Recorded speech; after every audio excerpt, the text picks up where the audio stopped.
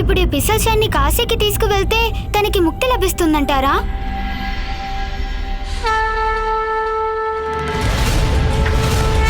మహాదేవుడు తన రుద్రాక్షతో ఒక పావనమైన నగరాన్ని నిర్మించారు.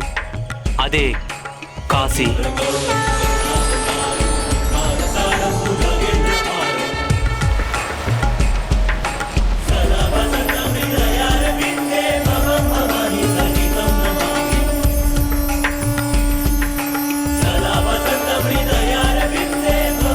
కాశీ నగరం అంటేనే మహాదేవుని యొక్క సర్వశక్తుల సమాహారం. సాక్షాత్తు మహాదేవుడి యొక్క స్వరూపమే అది. మహిమ గరిమ కలిగిన సుందరమైన పుణ్య నగరం కాశీనగరం వారికెంతో ఇష్టమైనది కనుకే స్వయంగా ఆయనే అక్కడ విశ్వనాథుని యొక్క రూపంలో కొలువయ్యారు. యుగాంతంలో ప్రళయం వచ్చిన సందర్భంలో కూడా ఈ కాశీ మాత్రం నాశనం కాదు. ఎందుకంటే కాశీని మహాదేవుడు తన యొక్క త్రిశూలం పైన నిలబెట్టారు. మహాదేవుడికి ప్రియమైన నగరం అందరికీ ఆనందాన్ని ముక్తిని ప్రసాదిస్తుంది. అతి శుభకరమైన సుందర పుణ్య నగరం అది. ఇక్కడ గంగా నది ఉత్తరవాహికగా ప్రవహిస్తుంది. అక్కడ వరుణ ఇంకా అసేనే 2 నదుల యొక్క సంగమం ఉంది. కానీ నేను కాశీకి ఎప్పుడు వెళ్ళాలో, ఎలా వెళ్ళాలో చెప్పండి ప్రభు, నాకు పూర్తిగా చెప్పండి. అది మహాదేవుని యొక్క నివాస స్థలమైనందువల్ల అన్ని లోకాల నుండి పుణ్యాత్ములు అక్కడికి వస్తుంటారు. అక్కడ నిరంతరము కేవలం ఒక నామ జపమే జరుగుతూ ఉంటుంది. అది మహాదేవునిది. సాక్షాత్తు మహాదేవుడే ప్రకటించారు, ఎవరైతే కాశీలో మరణిస్తారో వారికి సద్గతులు ప్రాప్తిస్తాయని. మహాదేవా, మహాదేవా. కాశీలో దేహత్యాగం చేసిన వారి శిరస్సును పార్వతీమాత స్వయంగా తన ఒడిలో పెట్టుకుంటారు. అప్పుడు సాక్షాత్తు మహాదేవుడు వారి చెవిలో తారక మంత్రాన్ని ఉచ్చరిస్తారు. రామ రామ.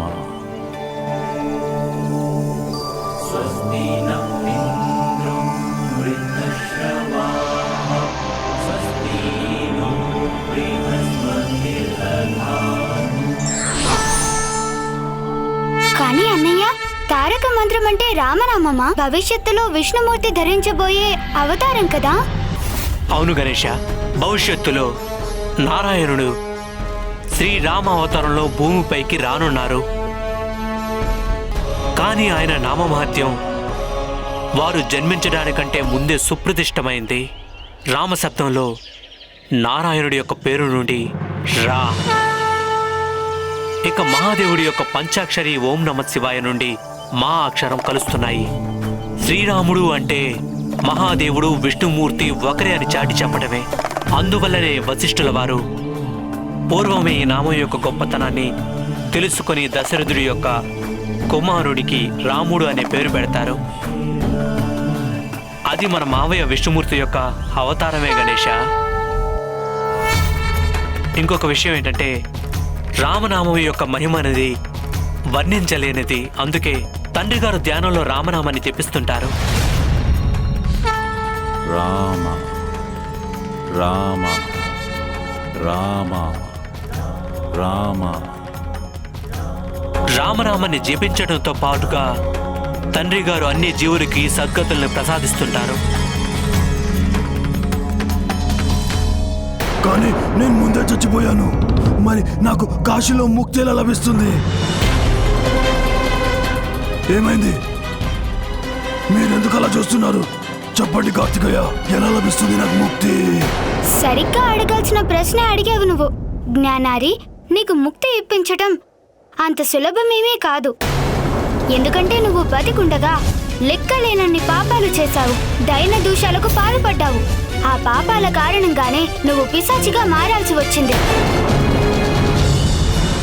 కానీ కాశీ ఒక పవిత్రమైన దివ్య ప్రదేశం. నాకు నమ్మకం ఉంది జ్ఞానారి, మనం గనుక కాశీ చేరుకున్నామంటే నీకు ముక్తి మార్గం దానికి అదే లభిస్తుంది. అయితే మనకిక్కడేం పని ప్రభు? మొదటి ప్రభు, తక్షణమే కాశీ బయలుదేరుదాం. రండి రండి ప్రభు, రండి. నాకు సరైన ముక్తి మార్గం చూపించండి. రండి, వెళ్దాము, తప్పకుండా వెళ్దాము జ్ఞానారి. కానీ వెళ్లే ముందు నేను అన్నయ్య వెళ్ళి అమ్మా తండ్రుల అనుమతి తీసుకుని వెళ్తాము. అందుకు గాను మేము ముందుగా కైలాసానికి వెళ్ళాల్సి ఉంటుంది. ఏం చేయాలనుకున్నారు త్వరగా చేయండి, ఎందుకంటే నేను ఇలా పిశాచిలా ఎక్కువసేపు ఉండలేను. దయచేసి త్వరగా వెళ్ళిరండి. అమ్మా, తండ్రి గారు, మాకు మీ నుండి ఒక ప్రత్యేకమైన అనుమతి కావాలి. ఎందుకంత ప్రత్యేక అనుమతి పుత్ర? అమ్మా, మేము కాశీ వెళ్ళాలి మాత.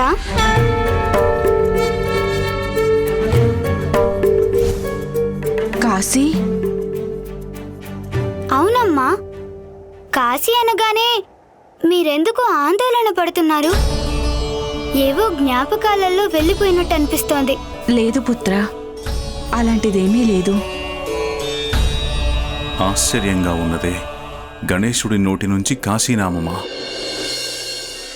కాశీ పేరు వింటే చాలు మీ నాన్నగారు ఆనందంతో పరవశించిపోతారు. అయినా పుత్ర కార్తికేయ, పుత్ర గణేశ, మీరు కాశీ వెళ్లాల్సిన అవసరం ఏముంది? ఒక పిశాచికి విముక్తి కలిగించడానికి నేను చెప్పింది నిజమే కదా పుత్ర? అవును తండ్రి గారు. మంచిది. ఎలాగో శ్రావణ మాసంలో మీ నాన్నగారి భక్తులందరూ కూడా మానస సరోవరం నుండి పవిత్ర జలాలను కావిళ్లలో తీసుకొస్తారు. అవి జాగ్రత్త చేస్తారు. ఆ జలంతో కాశీ విశ్వనాథుణ్ణి అభిషేకిస్తారు వారు. మీ నాన్నగారు చాలా సంతోషిస్తారు. అందుకే ఈ సమయం కాశీ వెళ్ళడానికి సర్వశ్రేష్టమైనది. వెళ్ళండి పుత్రులారా, మీ బాధ్యతను నిర్వర్తించండి. ప్రణామాలు తండ్రి గారు. ప్రణామాలమ్మా. అయినా స్వామి, నాకు అర్థం కానిదేమిటంటే మన పుత్రులిద్దరూ కూడా ఒక పిశాచికి ముక్తినివ్వడం కోసం కాశీ వెళ్లాల్సిన పనేముంది?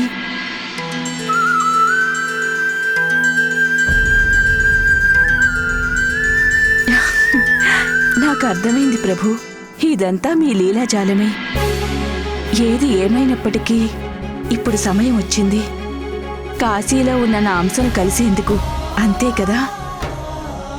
మీరు ఆ వియోగాన్ని సహించలేకపోతున్నారు.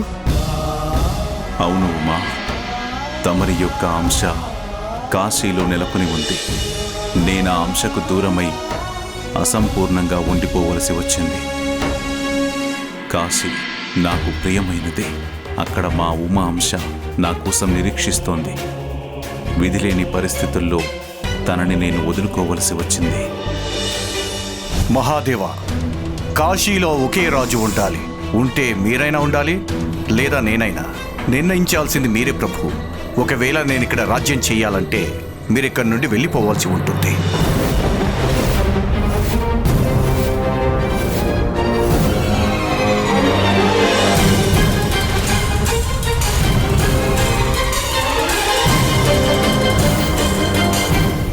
ఉమా, నేను కాశీ వదిలి వెళ్లాల్సిన సమయం వచ్చింది. కానీ తమరు మాత్రం ఇక్కడే ఉండాలి. ఎందుకంటే మీ నివాసాన్ని మీరే కదా చూసుకోవలసినది. కానీ స్వామి, స్వామి, స్వామి వెళ్ళకండి. ఆగండి స్వామి, ఆగండి.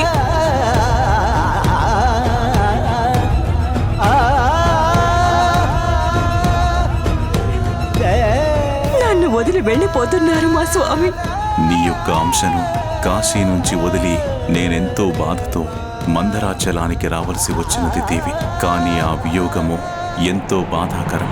తమరు వచ్చేంత వరకు నేను ఇలాగే ఉత్తరముఖంగా కూర్చొని తమరి రాకకై నిరీక్షిస్తూ ఉంటాను. ఆ విధంగా పార్వతి అంశరూపం ధరించి కాశీలో ఉండిపోయింది. అక్కడ తన దర్శనార్థమై వచ్చే భక్తుల కోరికలు నెరవేరుస్తూ ఉంటుంది.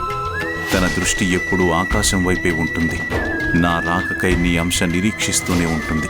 మనం మళ్ళీ ఒక్కటయ్యే ఆ మధుర క్షణం ఆసన్నమైనది ఉమా. అది మన పుత్రుడు గణేశుడే దీనికి మూల కారణం కాబోతున్నాడు. మనం ఇక్కడికి మానస సరోవరానికి ఎందుకు వచ్చినాడు ప్రభు? కాశీకి ఎప్పుడు ప్రయాణం ప్రభు? చెప్పండి. ఇది చాలా అన్యాయం. మీ పిశాచత్వం పోగొట్టడానికి మా ప్రభు కుమారస్వామి రావడమే మీకోసం ఎక్కువ. అలాగే ప్రకృతి సౌందర్యాన్ని చూడకుండా మీరు తొందరపడితే ఎలా చెప్పండి? ఇది మంచిదేనా? ఇదిగో మూషికొత్తమా, ఈ జ్ఞానారి భూతమయ్యే ముందే అసహనంతో ఉన్నారు. వారు వీలైనంత త్వరలో మోక్షాన్ని పొందాలని భావిస్తున్నారు. అందుకే ఆయనకలా అసహనం కలుగుతోంది. పరిస్థితిని అర్థం చేసుకోండి పుష్కొత్తమా. ఈ ప్రేతావస్థ అత్యంత కఠినమైనది తెలుసా? అట్లనే ప్రభు. జ్ఞానారి, మీరు కొంచెం ఓపిక పట్టాల్సి ఉంటుంది. మనం కాశీ యాత్ర ఆరంభించడానికి ముందు కొన్ని సాంప్రదాయాల్ని పాటించాల్సి ఉంది. అన్నిటికంటే ముందు మనం మానస సరోవరం నుండి పవిత్ర జలాన్ని తీసుకురావాలి. సరోవర జలాన్ని కావిళ్లలో పెట్టుకొని శివనామ స్మరణ చేసుకుంటూ కాశీ నగరానికి బయలుదేరాల్సి ఉంటుంది. మీ యొక్క పుత్రుడు సుబోధుడిని కూడా పిలవాల్సి ఉంటుంది.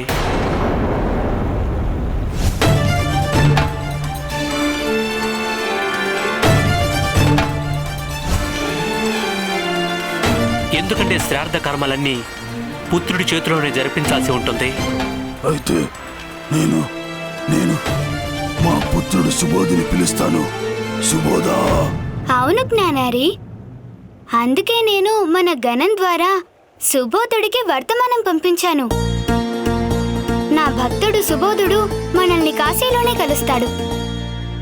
మనం ఇక్కడ కబుర్లతో కాలం గడిపేస్తున్నాము. మీరు అనుమతి తీసుకురావడానికి నిరీక్షనే, ఇప్పుడు నీళ్లు ముంచుకురావడానికి నిరీక్షనే. ఇంకా నిరీక్షించడం నా వల్ల కాదు ప్రభు. ముందు ముందు యాత్రని ప్రారంభం చేద్దాం ప్రభు. రండి రండి, బయలుదేరదాం. రండి, తొందరగా రండి. సరే గణేష, మనం ప్రయాణానికి సిద్ధం చేసుకుందాం. హర హర మహాదేవ, హర హర మహాదేవ, హర హర మహాదేవ, హర హర మహాదేవ.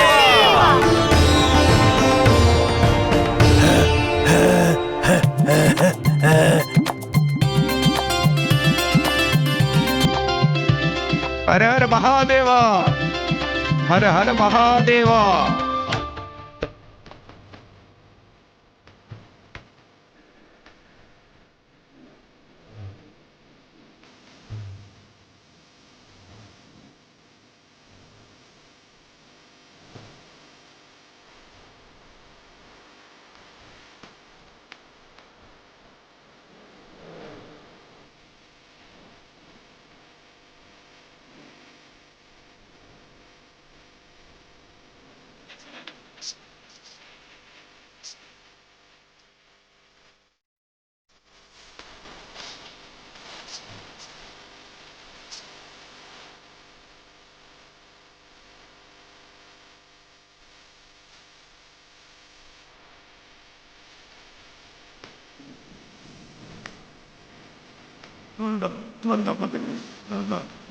నాకు ముక్తి కావాలి.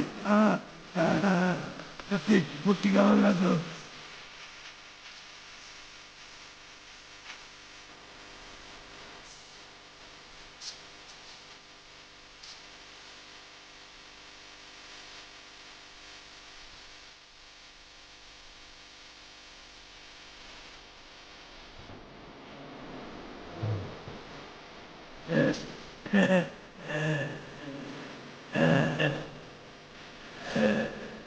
కమనాది ప్రపంచ విలక్షణ తాప నివారణ తత్వ శివ లింగ స్వరూపక సర్వబుధ ప్రియ మంగళమూర్తి మహేశ శివ.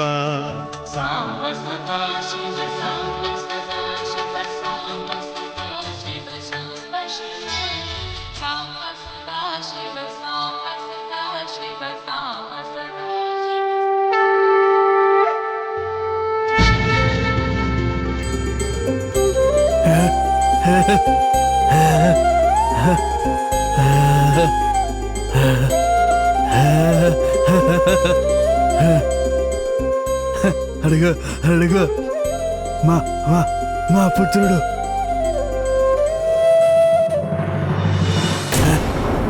సుబోధ, నా ప్రియ పుత్ర,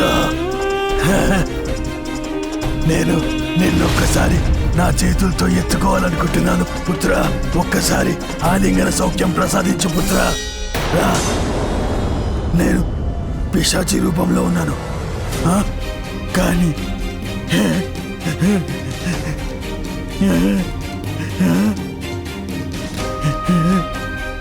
కానీ ఏ పుత్రుడైనా పిశాచాన్ని తండ్రిగా అంగీకరిస్తాడా? ఒకవేళ నన్ను ఇలా చూసి భయంతో వణికిపోతాడేమో. నేను తన ముందుకు వెళ్ళకూడదు.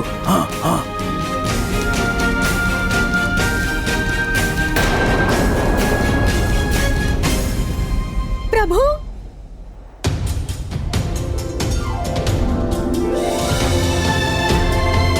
శరణు ప్రభు, శరణు.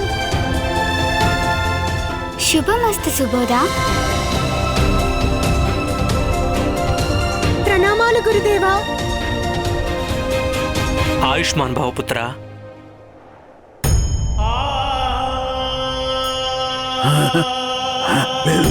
నేను ఈ పిశాచి రూపంలో మా పుత్రుడి ముందుకు వెళ్ళకూడదు. నా వికృతమైన రూపాన్ని చూడనివ్వకూడదు.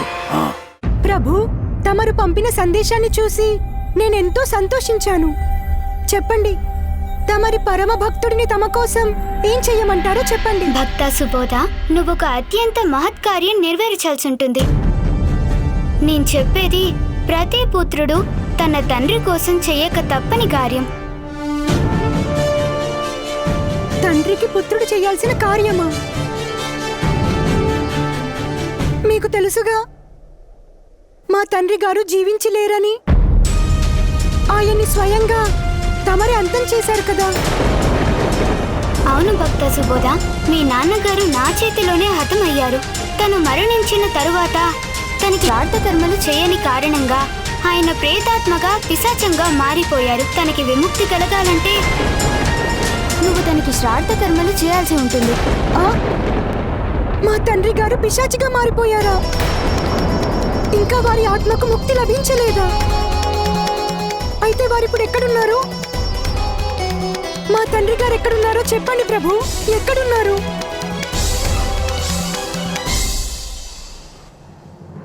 ఇక్కడ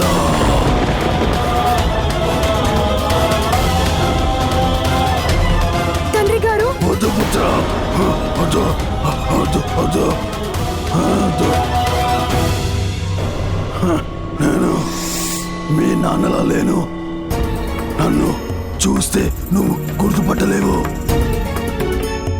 నేను భయంకరమైన క్రూర రూపంలో అలమటిస్తున్నాను. నీ ముందుకొస్తే నువ్వు భయపడతావు. నా రూపాన్ని చూసి అసహించుకుంటావు పుత్ర. లేదు తండ్రి గారు, తండ్రిని చూసి పుత్రుడు ఎంత మాత్రమూ భయపడే అవకాశం లేదు.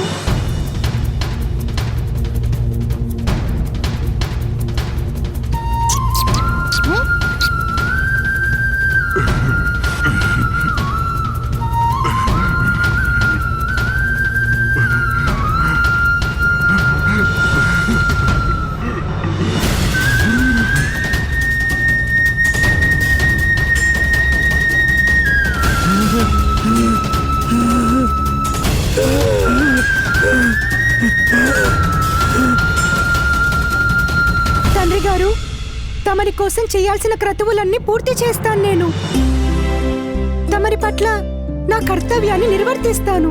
ఫలితంగా తమరికి పిశాచ జన్మ నుండి విముక్తి లభిస్తుంది.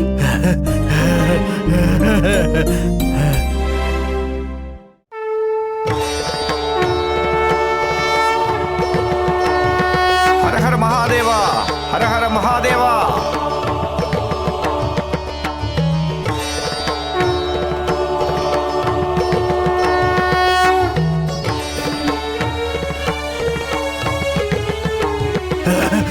అదిగో అదిగో వచ్చేసా. అంటే నాకు ముక్తి. పదండి పదండి ప్రభు, పదండి.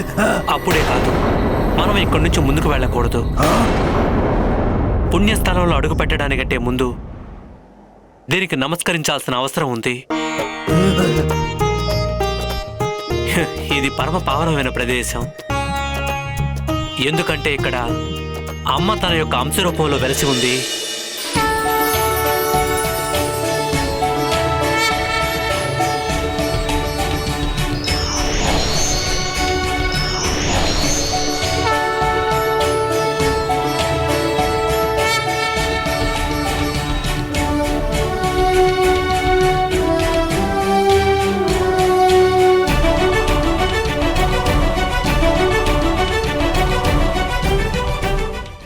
ఇది భూలోకంలో ఉన్నప్పటికీ భూమితో సంబంధం లేదు.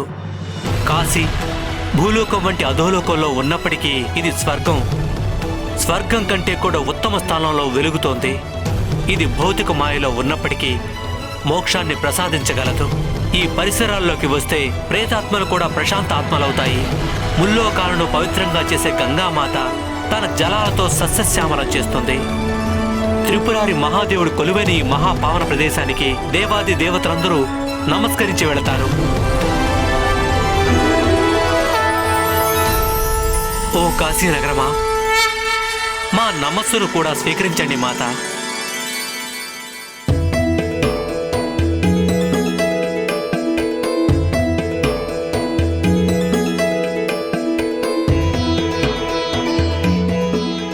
కాశీనగరం అంటేనే అర్థం ప్రకాశాన్ని ప్రసాదించే నగరం అనే అర్థం. ఇక్కడికి వస్తే ప్రపంచం పట్ల మాయా మోహాలన్నీ నశించిపోతాయి, అహంకారం నశించిపోతుంది, జీవిత పరమార్థం బోధపడుతుంది. అలాగే జీవితం యొక్క పరమార్థం కూడా అన్ని సత్కర్మలు చేయడమేనని ఈశ్వర తత్వం చెప్తుంది. పదండి, మనమంతా పావన కాశీలోకి ప్రవేశిద్దాం.